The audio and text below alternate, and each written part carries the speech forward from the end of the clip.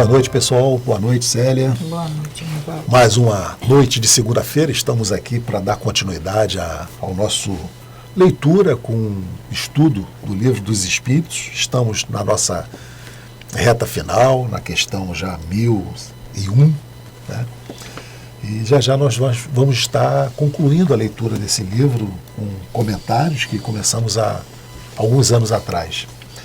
Mas o importante não é isso, o importante é que a gente nesse período possa ter aproveitado para fazer as transformações necessárias que esse livro nos coloca. Ele nos faz parar para pensar, tira nossas dúvidas, e aí a gente começa com outra forma de enxergar a vida, de enxergar a morte, de perceber essa estada que nós, ora estamos aqui encarnados, ora estamos no plano espiritual, com essa finalidade da nossa evolução, que tudo tem uma finalidade. Não nascemos e morremos e renascemos, né, por divertimento. Isso tudo faz parte de um grande plano divino para que a gente possa evoluir, nos aperfeiçoar e alçarmos voos para outros planetas mais evoluídos, ou até fazermos parte do nosso mesmo, né? Porque sabemos que a Terra passa por essa transição. Estamos aí às portas do mundo de regeneração. E uma vez o mundo de regeneração instalado na Terra, a gente já vai começar a vislumbrar fases maiores, fases melhores, né? Então, nós podemos efetivamente também continuar aqui na Terra, mas sobre uma outra condição, sobre uma outra visão, né? Podemos falar o que mais para vocês, né? Falar do nosso estudo do livro Obreiros da Vida Eterna. Toda terça-feira, às 11 horas da manhã, nós faço com a Célia, fazemos nós dois, né, o estudo do Obreiros da Vida Eterna. Então convidamos vocês também para que participem conosco da leitura e com os comentários necessários, né, desse livro de André Luiz, é o 4º livro de André Luiz, que também traz uma informação, um manancial de informação muito grande para nós. Bom. O estudo do Obreiros complementa, né, Célia? Porque aí a gente, né, vai entender muita coisa do que acontece lá com o que a gente vê aqui. Porque isso é a doutrina espírita. A base, né? A base para esses livros que a gente chama de complementar, né? O Chico Xavier trouxe para nós, Divaldo Franco, né? Através de André Luiz, de Ivone, de Emmanuel, né? Quem vai dar a base para que a gente possa entender são os livros de Allan Kardec, o Livro dos Espíritos, o Evangelho, o Livro dos Médiuns, Céu e Inferno, a Gênesis, que vai dar essa base para que a gente possa ler e contextualizar os livros de André Luiz. Porque senão a gente ficamos assim, meio que... né? Porque como André Luiz fala do mundo espiritual, como o André Luiz ele menciona muito a moralidade desses espíritos desencarnados, aí a gente, quando pega o Evangelho, quando pega o Livro dos Espíritos, a gente faz esse link e tudo se esclarece. Então, Célia, vamos fazer a nossa prece, sempre agradecidos a Deus, a esse Pai Criador que nos deu essa oportunidade de estarmos aqui, encarnados nesse planeta, nesse momento, e termos essa oportunidade de, conduzidos pelo nosso irmão maior, Jesus, pelos nossos amigos espirituais, estarmos desenvolvendo essa nossa missão para nós, expiação para nós também, mas sempre visando esse aperfeiçoamento, esse melhor entendimento das leis divinas. Então, que Jesus nos abençoe nessa noite, que possamos aqui entendermos um pouco mais sobre esse grande mistério que é a vida e com relação à nossa evolução. Graças a Deus. Graças a Deus. Sempre trazemos para vocês uma frase, um pôster, né? Para que a gente possa conversar. E a de hoje será colocada para vocês. E tem essa figura do barco. E diz assim: Deus vai dirigir o barco, mas você tem que remar. Então temos o barco e o remo, né? Deus vai dirigir a nossa vida, mas nós temos que levantar e executar. Porque é muito comum que a gente fique esperando aquele milagre de Deus nas nossas vidas. Eu preciso de alguma coisa, mas eu não me movimento, eu não levanto para executar, para me esforçar na execução daquele objetivo que eu quero. E a gente sempre fala que não vai resolver o problema. Se nós temos lá 1 quilômetro para andar, vamos levantar e dar o primeiro passo. Porque a hora que a gente levanta e dá o primeiro passo, bons espíritos vão nos impulsionar para frente. Mas é preciso que eu levante. Sentado não dá. Então é exatamente isso. Nós que estamos buscando solução de saúde, vamos buscar médico, vamos procurar, não vamos ficar simplesmente restrito à nossa fé de que tudo vai dar certo, que vai se funcionar. Vamos procurar. Deus capacitou os homens para que eles se auxiliassem. Então vamos buscar ajuda, seja de que ordem for. Né? É a nossa parte, é o remo que nós temos que fazer. Não vamos só confiar e deixar na mão de Deus para resolver os nossos problemas, que Ele não vai. Essa mensagem do barco me lembra, Nivaldo, a historinha do náufrago. Sim. Ele está... aconteceu um acidente, ele está lá naufragado em alto mar e Deus vai me salvar. Aí aparece um pedaço de madeira flutuando, perto dele, né? E ele não pega. Deus vai me salvar. E aparece um navio e joga uma boia de salva-vida. Ele não pega. Deus vai me salvar. E ele acaba sucumbindo. Claro. Aí ele chega no mundo espiritual. Poxa, mas eu acreditei tanto. E aí, mas ele mandou aquele pedaço de madeira. Só cabia você pegar a madeira. Ele mandou a boia. Só cabia você segurar a boia. Mas nem isso. Então, a nossa parte nós temos que fazer. Nada vai acontecer para todos nós, assim, sem esforço nenhum. A maior parte, os nossos amigos espirituais, a espiritualidade, nosso Pai, a maior parte cabe a eles. A nossa parte é mínima, mas nem essa mínima a gente quer fazer. E aí não acontece. Não tem jeito, né? Então, que a gente possa arregaçar as mangas, né, Célia, e acordar e executarmos, fazer a nossa parte. É aquele que está procurando emprego, vamos acordar cedo. Não vamos ficar esperando alguém bater na porta com a solução dos nossos problemas, não. Vamos lá buscar. Então, nós estamos na questão, nós estamos no 4º livro do Livro dos Espíritos,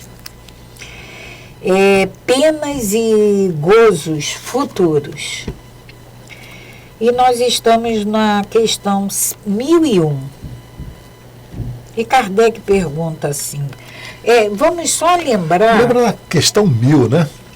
Vamos lembrar da questão número 1000. Podemos já nesta vida resgatar nossas faltas, porque a gente erra, a gente falha...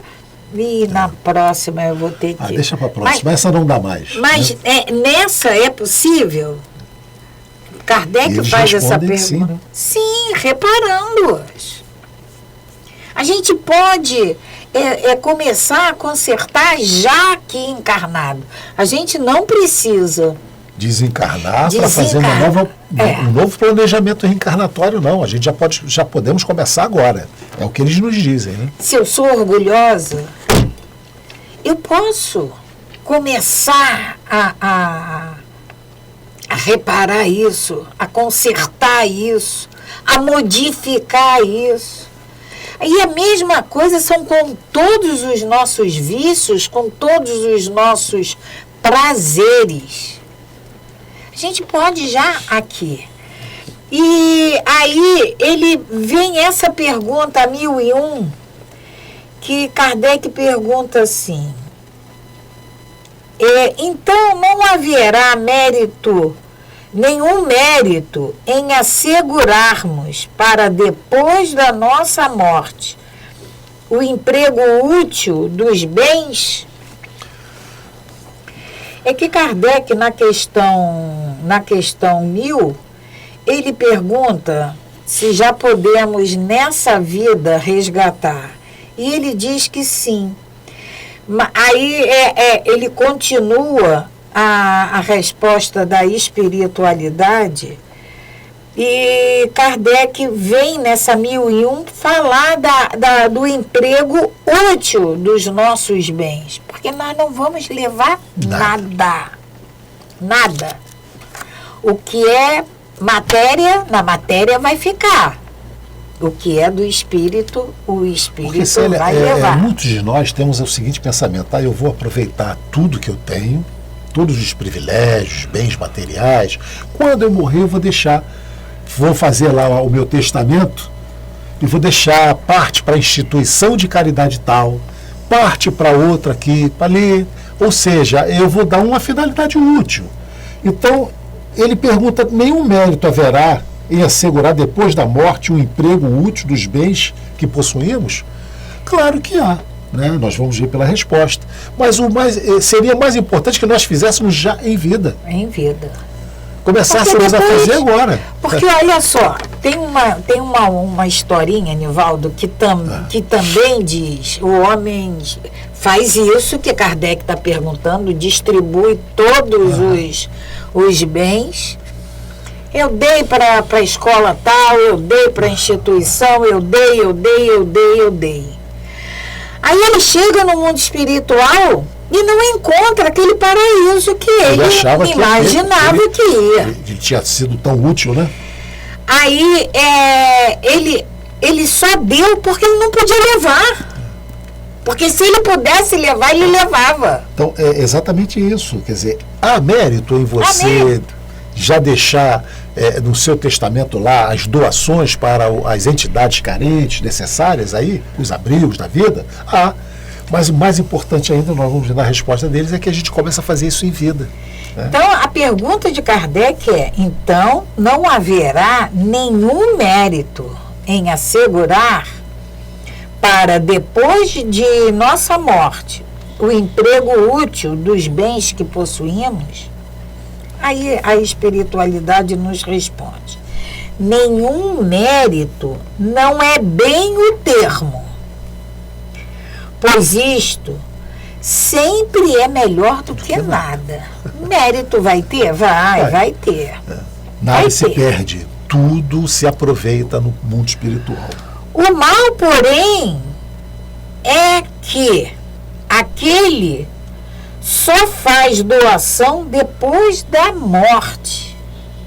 É que quase sempre quase sempre mais egoísta do que generoso. Claro! Primeiro eu usufruo bastante. Agora eu não posso mais usufruir. Não serve mais para mim. Então agora eu dou. Sabe aquela pessoa, Célia, que faz uma doação, mas a blusinha já está tão rasgada, o sapato já está tão rasgado. Eu não vou vestir mais. Mas também não vai servir mais para ninguém. Quer ter as honras do bem sem o trabalho de praticá-lo. Sabe quando a gente faz assim? Você tem alguém precisando de... Toma aqui, leva isso aqui para... Dá isso aqui de doação, mas eu não vou lá levar. Quer ter a honra do bem sem o trabalho de praticá-lo. Quem se priva em vida de alguma coisa tem dupla vantagem. O mérito do sacrifício e o prazer de ver felizes os que beneficiou. Quem se priva em vida, aqui encarnado, tem dupla vantagem. E ele diz o mérito do sacrifício e o prazer de ver felizes os que beneficiou. Mas lá está o egoísmo a dizer-lhe: que dás?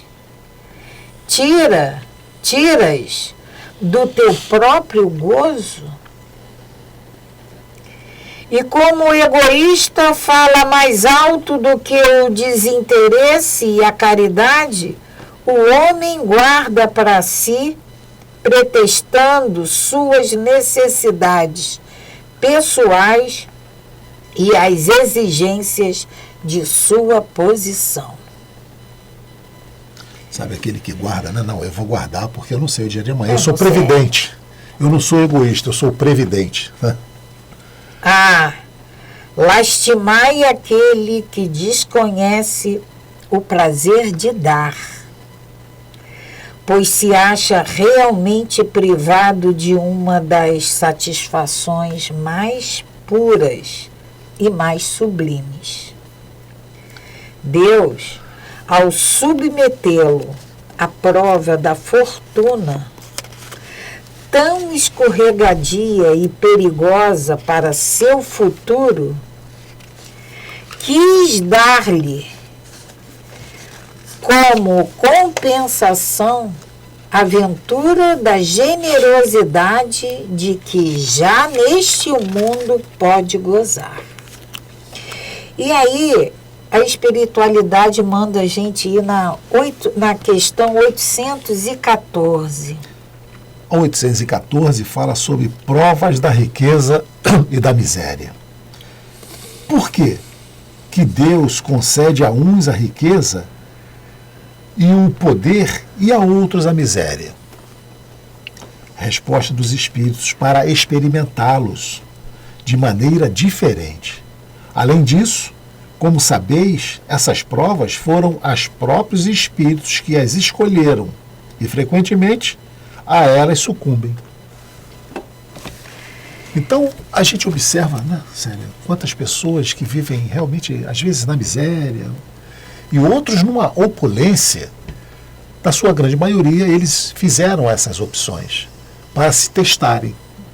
Infelizmente, eles nos dizem que, tanto na opulência quanto na miséria, a maioria deles são provas difíceis, eles sucumbem. Né? Porque na miséria, a gente vai lastimar o tempo todo. E na opulência, no muito, a gente vai esquecer do nosso próximo. Eu. Isso é regra? Não, não é regra. Mas é por isso que a prova, tanto da opulência quanto da miséria, são provas extremamente difíceis. Porque é preciso que a gente entenda, se eu tenho muito, eu tenho que parar e eu tenho que pensar. Qual é que finalidade, né? Não existe privilegiados. Não existe. Por que eu tenho muito? Para que eu tenho muito? Marcélia, muitos vão bater no peito. Não, eu tenho muito porque eu trabalhei muito. Eu mereço. Né? Eu lutei, eu conquistei. Não. A gente tem que ter... É uma verdade, né?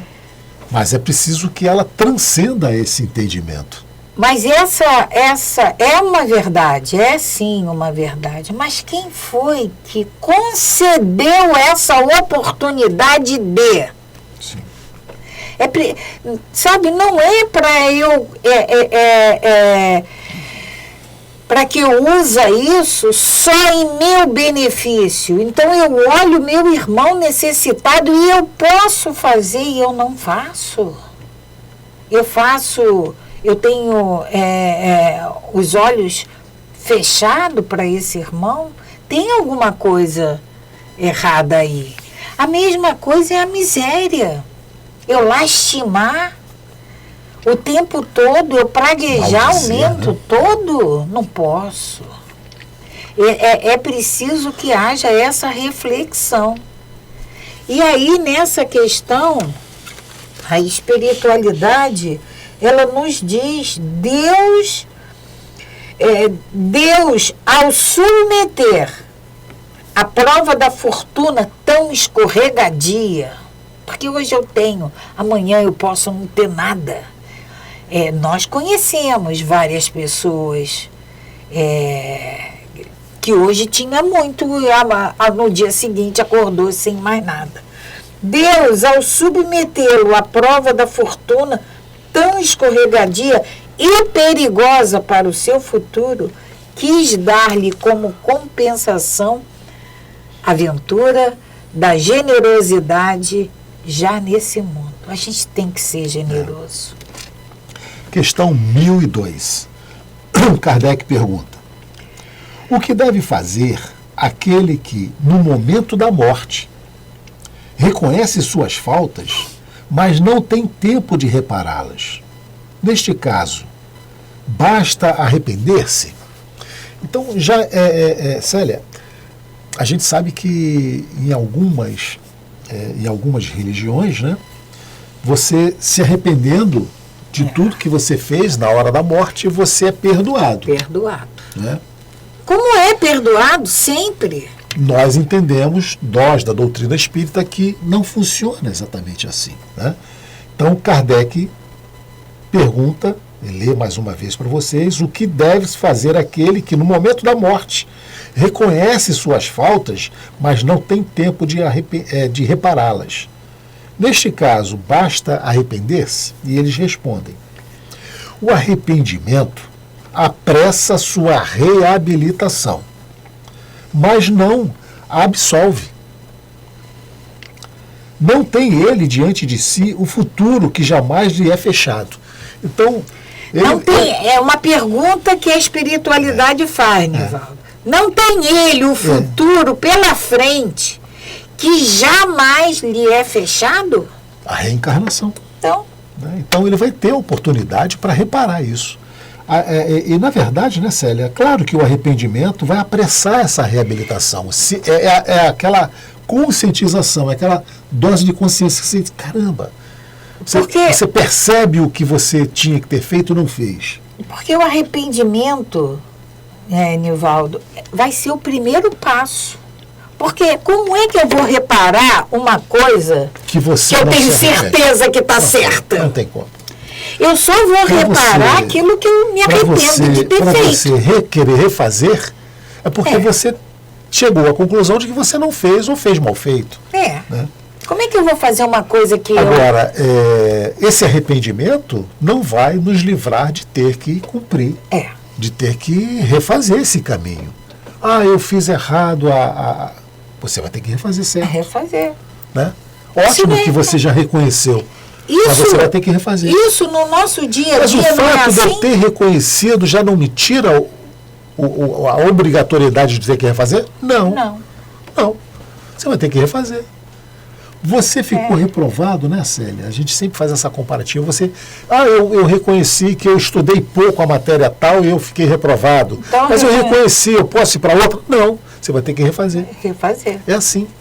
Né? Então, se é assim aqui, por que não o arrependimento, evidentemente, que já é um avanço muito grande, porque a gente já percebemos o nosso erro, mas é fundamental que a gente refaça esse caminho. Jesus, ele nos disse que nós não sairíamos daqui enquanto não pagássemos o último centavo.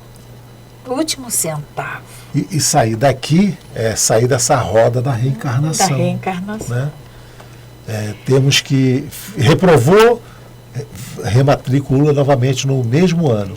Reprovou até que a gente vá conseguindo passar de ano. Né? E aí nessa questão, Nivaldo, a espiritualidade, ele nos pergunta, não tem o futuro pela frente? Não tem a eternidade pela frente? Você vai reparar, Se arrependeu? Se arrependeu. Você tá, então vamos nessa, nos preparar para reparar. Que jamais lhe é fechado. Sempre será dado para nós uma oportunidade. Seja qual for o grau de erro, né? Nós já falamos aqui, né, Célia? Mesmo aquele que a gente possa julgar que é o mais errado possível, ele terá a oportunidade de refazer. Ele terá essa oportunidade aqui de reparar. Porque a vida dele jamais será fechada, ele vai ter a oportunidade de reencarnar. Nós vamos agora para um outro tópico. Duração das penas futuras. Quanto tempo dura essas penas? E essa pergunta, essas duas perguntas, a 103 e a 104, são perguntas respondidas por São Luís. Nessa parte aqui das perguntas e respostas, Kardec identifica os espíritos que respondem. Então, na 103, Kardec pergunta: a duração dos sofrimentos do culpado na vida futura é arbitrária ou está subordinada a alguma lei? Então, a duração dos sofrimentos do culpado, ela é arbitrária ou ela obedece uma lei? E a espiritualidade, eles nos respondem com muita clareza e sem dúvida alguma. Deus nunca age por capricho. E tudo no universo é regido por leis. Que revelam a sua sabedoria e a sua bondade. Então, aqui, a espiritualidade ainda não respondeu quanto tempo dura. Porque na questão, na 1004, Kardec vai tornar a perguntar. Mas aí, né, Célia, já diz que não é de qualquer forma. Não é de qualquer forma. Segue as leis divinas, né? Deus nunca age por capricho. Exatamente. Então, porque André Luiz pergunta, é arbitrária? Ou está subordinada a uma lei? Claro que está subordinada. Nada na natureza é por acaso. É por acaso, né? Na 1004, Kardec continua perguntando, em que se baseia a duração dos sofrimentos do culpado? Ele perguntou lá na duração. Qual é a duração? No livro Céu e Inferno, né, Célia? Existe lá, né, o Código Penal da Vida Futura. Código Penal da Vida Futura. Interessante vocês procurarem até para dar uma lida. Então, em que se baseia a duração dos sofrimentos do culpado? No tempo necessário à sua melhoria. No tempo necessário à sua melhoria. Então, se ele melhorar, Célia, ainda encarnado, está resolvido? Tá resolvido. Vai lá naquela questão que nós vimos na questão 1000 e na 1001. Se ele conseguir, podemos, desde esta vida, resgatar nossas faltas, na questão 1000, claro. E se nós resgatarmos as nossas faltas ainda nesta vida, não vamos ter nada para pagar, né? Então, em que se baseia a duração dos sofrimentos dos culpados? No tempo necessário à sua melhoria, que pode ser um dia ou um século. Sendo o estado de sofrimento e de felicidade proporcional ao grau de purificação do espírito. A duração e a natureza dos seus sofrimentos dependem do tempo que ele leva para se melhorar. À medida que progride e que seus sentimentos se depuram, seus sofrimentos diminuem e mudam de natureza. Então depende simples, só de nós. De quem? Só depende de nós. Se nós fizermos essa mudança de entendimento ainda nesta vida, nós não vamos ter nada para pagar. Se nós não resolvermos nessa vida, nós vamos ter que voltar. E qual é o tempo que vai levar? Deus não tem pressa. É o tempo que nós levarmos para nos conscientizarmos de que o rumo está errado. E como é que a gente se... Normalmente, é claro que tem esse jargão na doutrina, ou por amor ou pela dor. Como é que nós vamos tomar consciência de que precisamos mudar, né? Pelo amor ou pela dor. Normalmente é pela dor. Mas a gente já está sabendo aqui que a gente pode fazer isso por amor, pelo amor, sem sofrimento, sem dor. Só depende da nossa vontade. E aí na questão 1005,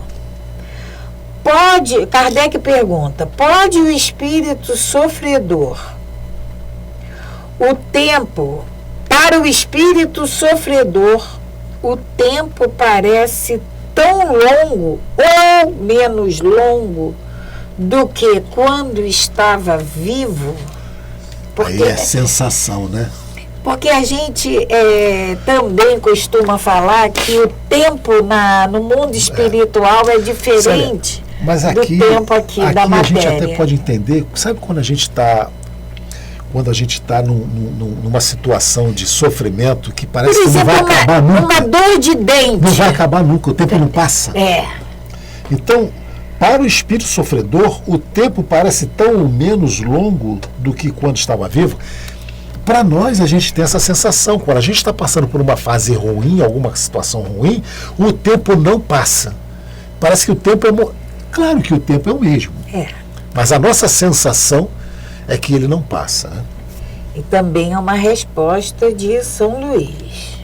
Parece-lhe mais longo. O sono não existe para ele. Só para os espíritos que chegaram a certo grau de purificação, o tempo, por assim dizer, se apaga diante do infinito. Aí ele pede para a gente ir na 240. A 240, a questão 240, né? É interessante a gente recordar, porque Allan Kardec pergunta assim, os espíritos compreendem a duração do tempo como nós? Compreendem a duração do tempo como nós? E eles respondem não.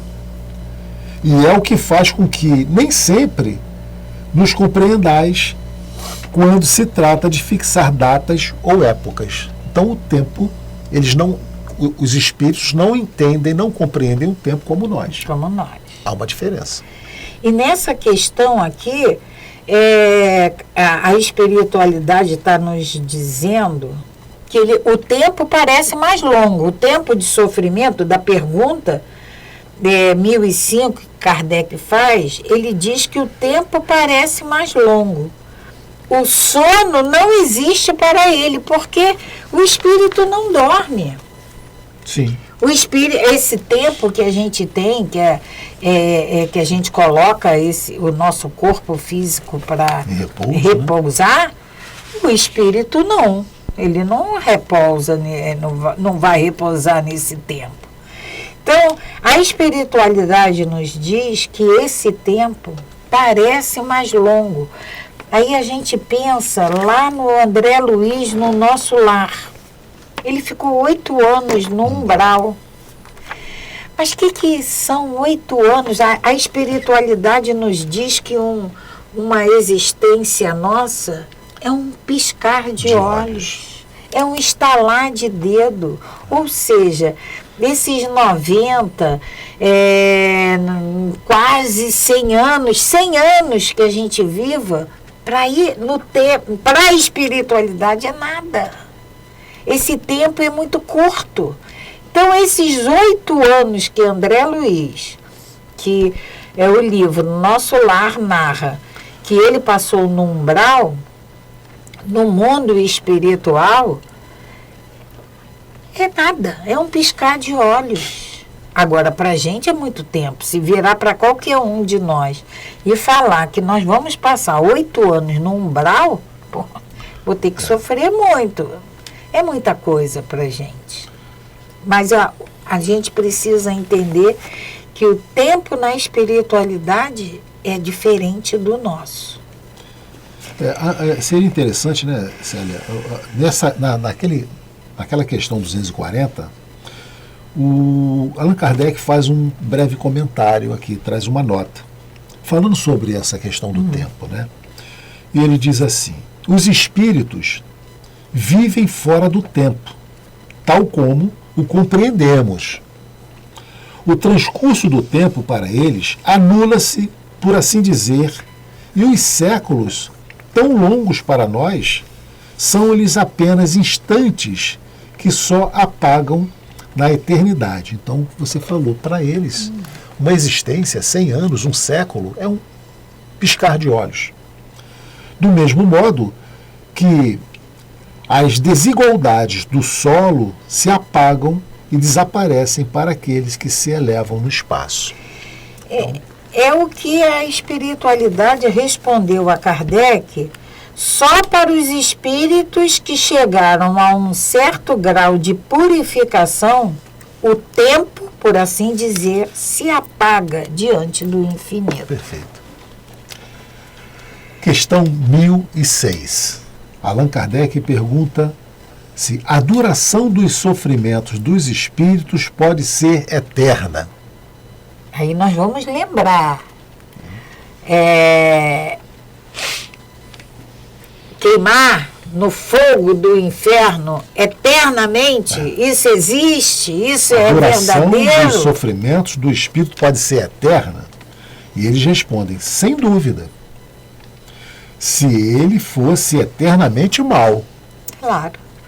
Só depende de cada um de nós permanecer nesse estado, nesse sofrimento, nesse inferno que nós aprendemos a chamar de inferno, mas que na verdade envolvidos nesse sofrimento, só depende de nós. Então, sem dúvida, se ele fosse eternamente mal, isto é, se jamais se arrependesse. Então, voltamos lá naquela questão, para que a gente possa começar a refazer o caminho, é preciso que eu me arrependa. Eu entenda que eu só vou pedir perdão, Célia, desculpa, se eu entender que eu estava errado. Enquanto a gente se acha certo, a gente não nem dá bola para isso, né? Então, isto é, se jamais se arrependesse, nem se melhorasse, sofreria eternamente. Porém, Deus não criou seres para que fossem votados perpetualmente ao mal. Apenas os criou simples e ignorantes. E todos devem progredir num tempo mais ou menos longo, conforme sua vontade. Então, também, isso tudo já foi estudado por nós aqui, né? Nós fomos criados, todos nós fomos criados simples e ignorantes, e Deus nos deu o livre-arbítrio, que vai fazer com que uns tomem um caminho, outros outro. Né? Então, vai depender da nossa vontade, o nosso progresso.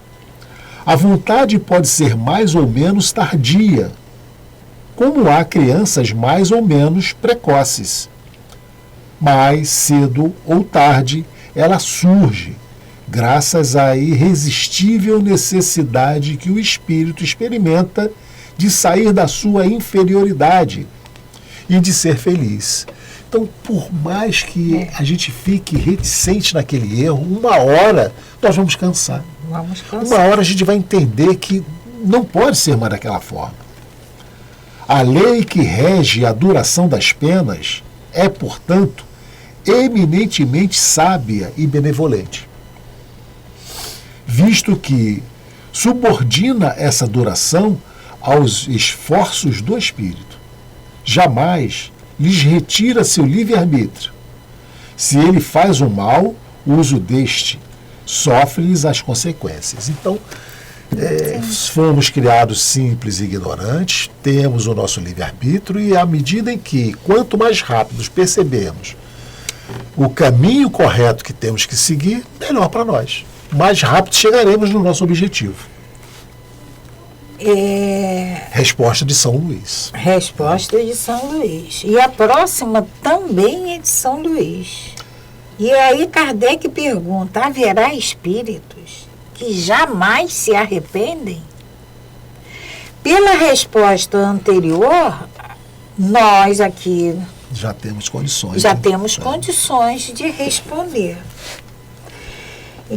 Vamos lembrar aqui, a vontade pode ser mais ou menos tardia, do mesmo modo que há crianças mais ou menos precoces.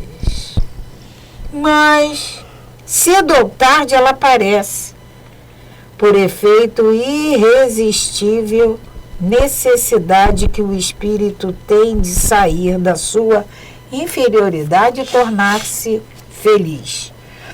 Aí nessa, Kardec pergunta, na 1007, Kardec pergunta: há espíritos que nunca se arrependem, que jamais se arrependem? A espiritualidade nos responde: existem aqueles cujo arrependimento é muito tardio. Porém, pretende-se que nunca se melhorarão, seria negar a lei do progresso e dizer que a criança não pode tornar-se adulta. Então, uma hora ele vai despertar. Uma hora vai. Todos nós vamos despertar. Já passamos por caminhos, né? E a gente uma hora vai despertando e vamos evoluindo. Então, mais cedo ou mais tarde, vai acontecer. Eu posso ser relutante, eu posso ser teimosa, mas uma hora eu cedo. Não tem jeito. É o que a espiritualidade diz. Porém, pretender-se que nunca se melhorarão seria negar a lei do progresso. E nós já estamos aqui, a lei do progresso é a lei da natureza. É a lei da natureza. Todos progredimos, né? Em todos os reinos, né? Todos. Reino mineral, vegetal, animal e o hominal. Estamos chegando já ao final do nosso estudo, mas eu acho que dá para a gente ler uma questão, né? Vamos ler a 1008. E Allan Kardec pergunta também: a duração das penas sempre depende da vontade do espírito? Não haverá algumas que lhe sejam impostas por um determinado? Então, e eles respondem, né? Sim, há penas que podem ser-lhes impostas por um tempo. Mas Deus, que só quer o bem de suas criaturas, acolhe sempre o arrependimento e o desejo de melhorar-se nunca é estéril. Então, é evidente, né, Célia, que, seguindo até as próprias leis da natureza, né, a lei de causa e efeito, a lei de ação e reação, lei do plantio e da colheita, cada uma teria um tempo, né, pré-determinado. Mas é evidente que isso vai depender da ação de cada um. Toda causa tem uma consequência. Uma consequência. Então, estava predeterminado aquela pena que fosse X ano, mas ele teve uma performance muito superior e então a pena foi encurtada. A gente sabe que isso é possível. E Nivaldo, é uma outra coisa muito importante. Quando a espiritualidade nos diz assim, sim, há penas que podem ser impostas ao espírito por determinado tempo, mas Deus, sim, ele não quer, não existe a pena eterna para aquele que quer se melhorar. Sim. E aí a gente vai lembrar de Paulo. Perfeitamente. O amor cobre a montanha uma multidão de pecados. Então, se você veio, né, com uma programação, planejamento reencarnatório para uma situação, e você aqui demonstra uma uma outra, aquele planejamento ele é modificado no seu curso, porque você se superou, né? E a gente também sabe que isso não funciona para o contrário. Você não veio com um planejamento, uma programação para determinadas situações, mas aqui você errou, você desviou e você vai ter as consequências também. Então, essa duração da pena vai depender do grau de arrependimento, do grau de amadurecimento de cada um. Então nós vamos ter que parar, Nivaldo já esgotou o nosso tempo e vamos agradecer a Deus, vamos agradecer a Kardec, a esses amigos espirituais por todos esses ensinamentos, por toda essas informações que nos trazem e que nos explicam, nos fazem raciocinar, nos fazem, nos permite a reflexão de que tudo em nossas vidas depende do caminho que resolvemos tomar, das decisões que resolvemos adotar para os nos nossos atos, nas nossas atitudes. Então, agradecemos, Pai, e te pedimos que a tua luz ilumine e nos traga sempre esse discernimento dos nossos sentimentos, para que possamos corrigir esses sentimentos, esses pensamentos e esses atos, para nos tornarmos sempre espíritos melhores, mas que seja um degrauzinho, por menor que ele seja nessa escala de evolução, mas que seja para frente. Que assim seja, graças a Deus. Paz e bem, paz e luz. Paz, muita paz.